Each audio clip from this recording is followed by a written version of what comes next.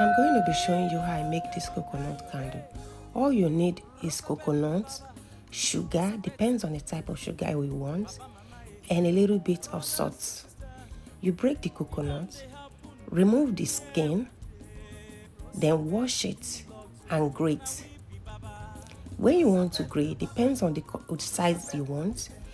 For me, I like you see, this one is the big size, and this is the small size. I like the small size because it's more tasty and it's okay for my kids. You see, after grating it, this is what you have. You put a fry pan on and put the sugar in the pan. Let it melt. Then you put a little bit of salt.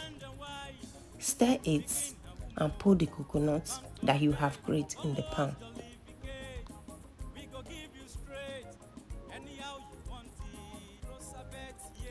Then you stir. As you stir, make sure all the sugar is all mixed together with the coconut. Stir, continue stirring or it's all brown.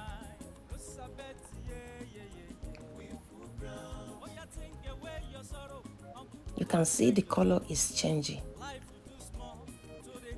It's turning into golden brown. You keep on stirring with a low heat, because if you put it on the high heat, it might get burned. You can see it's all golden brown.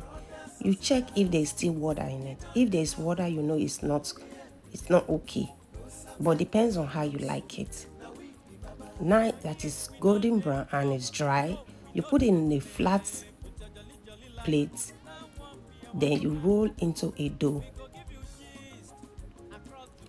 Depends on the size of the family and how big you want it.